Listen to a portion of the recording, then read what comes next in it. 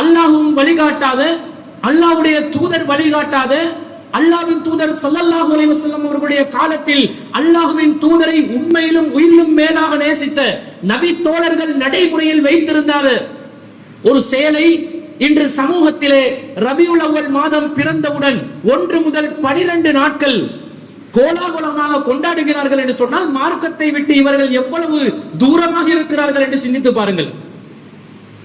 இப்படிதான் இஸ்லாமிய மார்க்கம் நமக்கு கற்றுத்தந்ததா? பிற மதத்தவர்கள் எல்லாம் தன்னுடைய தலைவர்மார்களை வரம்பு மீறி புகழக்கூடிய ஒரு நிலை அந்த சமூகங்களில் காணப்படுகின்றன. அதற்கு கொஞ்சமும் குறைவில்லாத நிலையில் அல்லாஹ்வின் தூதரை நாங்கள் நேசிக்கின்றோம், மதிக்கின்றோம் என்ற பெயரில் அல்லாஹ்வின் தூதரை வரம்பு மீறி புகழக்கூடிய ஒரு அவல நிலை இந்த சமூகத்தில் காணப்படுகிறது. அல்லாஹ்வின் தூதரை உண்மையான முறையில் நேசிப்பது என்றால் என்னவென்று தெரியாமல் அல்லாஹ்வின் தூதரை அல்லாஹ்வுடைய இடத்திற்கு கொண்டு போய் வைத்து சிறுக்கின் உச்சகட்ட சிறுக்கை செய்யக்கூடிய ஒரு நிலை இந்த சமூகத்தில் மிக பயங்கரமாக நடைமுறையில் இருப்பதை நாம் பார்க்கிறோம். எந்த அளவுக்கு இவங்க வச்சிருக்கிறாங்கன்னு சொன்னா, இந்த சுபஹான மௌலிதுடைய வரிகள்ல முக்கியமான ஒரு வரி என்ன சொல்லுவாங்க தெரியுமா? குல்லு சுரூரி பதா பிஷரில் மௌலிதி, எல்லா சந்தோஷங்களும் மௌலிது மாதம் ஆரம்பித்து விட்டால் வந்துவிடும் அப்படின்றாங்க. அப்படிதானே? சந்தோஷத்துக்காக தானே கொண்டாடுறாங்க. மௌலிது மாசம் வந்துச்சுன்னு சொன்னா சந்தோஷங்கள் ஆரம்பித்து விடும் என்று சொல்கிறார்கள். என்ன சந்தோஷமா?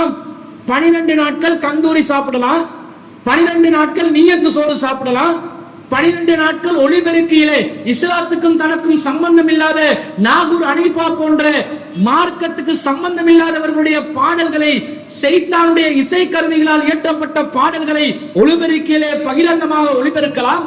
அதை கேட்டு இசை நயத்தோடு இருக்கலாம்.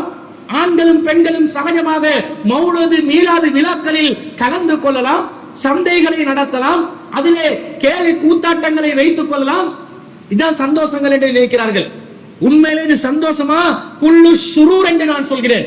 இது எல்லாமே தவறான சைத்தானிய செயல்கள் என்று நான் உங்களுக்கு சொல்கிறேன். மார்க்கத்தில் இப்படி சொல்லப்பட்டிருக்குதா?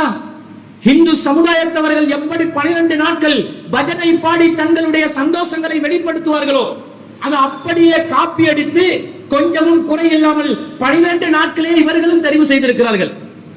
அவர்கள் கருப்பு கொடி ஏந்தினால் நாங்கள் பச்சை கொடி ஏந்துவோம் என்று, இஸ்லாத்தின் நிறம் பச்சை என்றும் அல்லாஹ்வின் நிறம் பச்சை என்றும் அல்லாஹ் பச்சை நிறத்துக்குரியவன் என்றும் ஒரு வழிகட்ட சிந்தனையை இந்த சமூகத்திலே விதைத்துக் கொண்டிருக்கிறார்கள். அவர்கள் விபூதியை பூசினால் நாங்கள் அதற்கு கொஞ்சமும் குறையில்லாமல் சந்தனத்தை தடவை கொள்வோம்.